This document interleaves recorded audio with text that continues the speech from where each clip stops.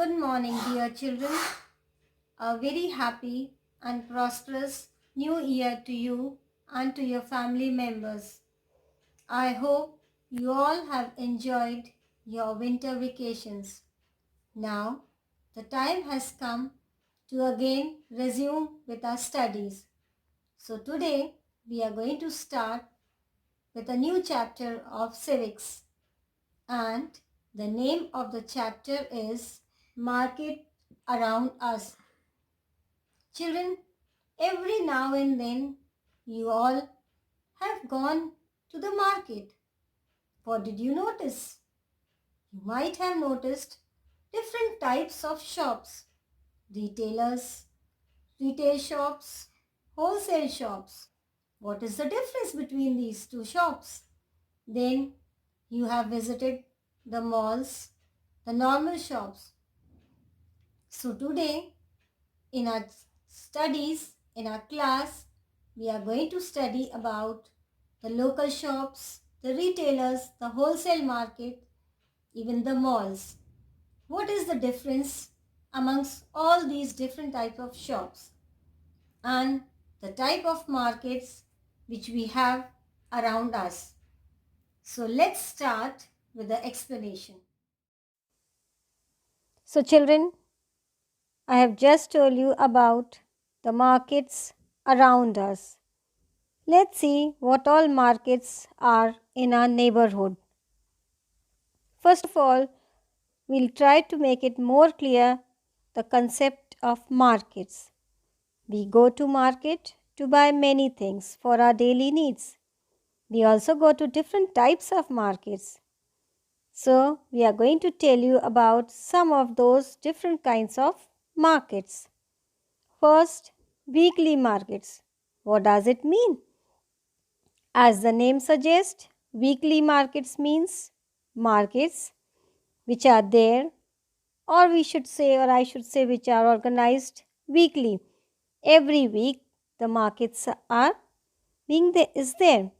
A weekly market is an outdoor market, such as traditionally held in a market square or in a market town, and often held only on particular days of the week.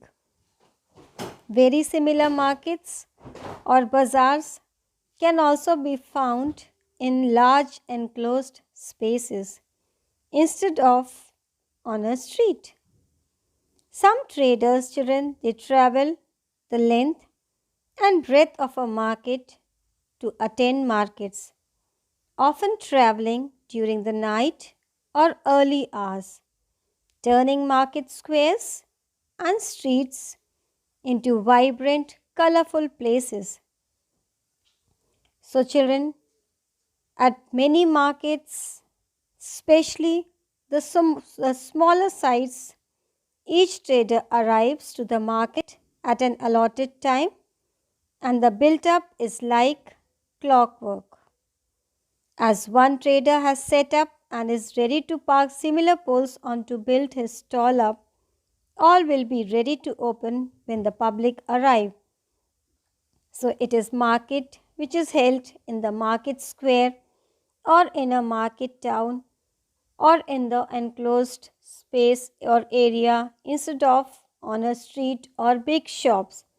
And these markets, they are being set up on a particular days of the week. Like children, have you ever noticed in Gorakhpur we have the weekly market as the big shops in Gorakhpur in our area, in our Jabalpur, the big shops of Gorakhpur, they are all closed. And we can find the street markets or the markets all both the sides of the roads till 7 or 8 at night. So this is weekly market, a best example of weekly market which we find on Wednesdays.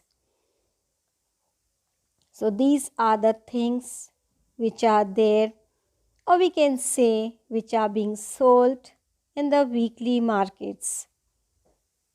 Then neighborhood stories.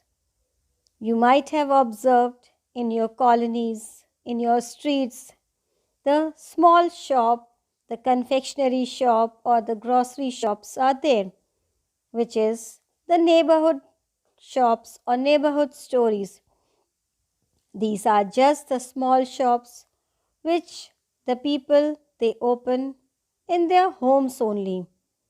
So a neighborhood store, corner, corner store or corner shop is a small store that stocks a range of everyday items such as groceries, toiletries, alcoholic and soft drinks, tobacco products, and even newspapers.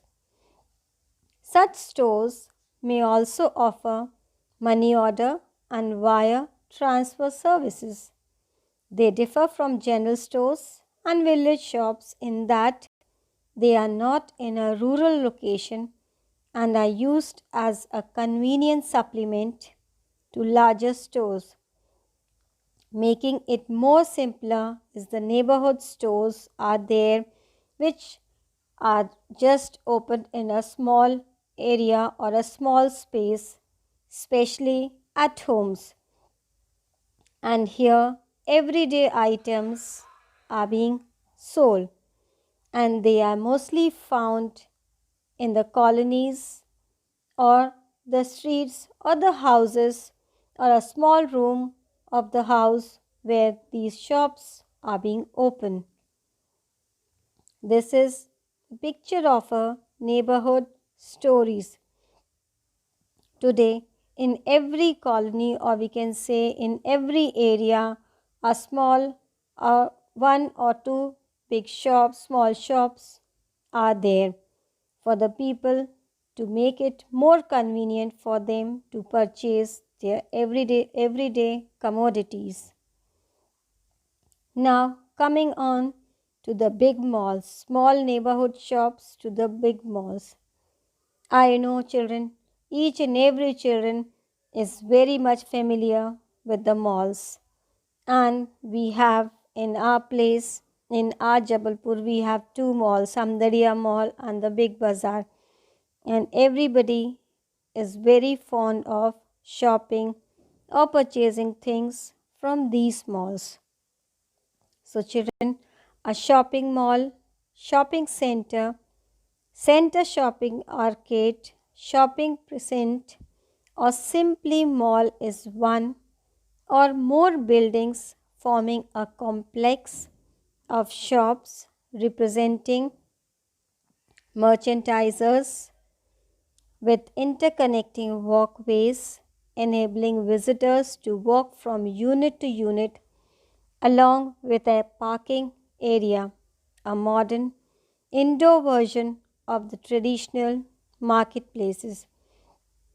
So to make it more easy and more clear, malls, they are a big shopping area, a big building forming a complex of shops where each and everything is found there and different units are there in a big building in a big complex area, and a suitable parking area, an appropriate parking area is also there to park the vehicles, and each and everything is being sold in these malls and they have a separate area, and many times many offers are also there in these malls, and you all are familiar and you all have visited the malls of our city. So this is the places, this is the picture of the malls, the different malls, and the malls are being found in almost nowadays in almost all the cities, especially the big cities where escalators are there, lift is there, multiplex movies halls are there, and each and everything and each and every bit of entertainment is there in the malls. Now we'll see the chain of markets. What does it mean? Goods are produced in farms and factories. We don't buy it directly from the market. The people in between the producer and the consumer, they are called the traders. The wholesale trader first buy goods in large quantities. These will then be sold to another trader. Every city has areas for wholesale markets. This is where goods first reach and then supplied to other traders. A roadside hawker would have purchased a large quantity of plastic items from a wholesale trader in the town. He in turn might have bought these from another wholesale trader in the city. The city wholesale trader would have bought in large quantity of plastic items from the factory and stored it in a godown. In this way, a chain of markets is set up. To make it more simpler, children, we don't produce the things at home. We go to the market for purchasing the things which we are in need. Now, from where these products they come in the market? So simply we'll start from the beginning. Goods are produced in farms or in factories, and from these factories the consumers, the wholesaler, they purchase the goods, the wholesalers, they purchase the goods from these producers, and from these wholesaler the things are being taken to the marketplace, or the retailers they purchase the things from the wholesaler, and then finally it reaches to the marketplace from where we people known as consumers we purchase the things from the retailers, or we can say that we purchase the things from marketplace. So this is a chain of markets, and this way in the beginning are the producers and finally we are the consumers, and in between the retailers are there, wholesalers are there. So this is known as the chain of markets. Now let's see the advantage of chain of markets. Through the chain of markets, a good produced in a place reaches people to the far off places, and when these things are sold, it encourages production and new opportunities are created for people to earn the things. So this is, as you can see, what I have explained you just now is explained with the help of a flow chart. Like consumers are there, the processor, the producers are there, and in between the wholesalers are there, the retailers are there. So whatever I have explained you in the chain of markets, it is being shown through a flow chart. So that's all for today, children. I hope you have understood the different types of markets around us. That's all for today. Thank you. Have a good day.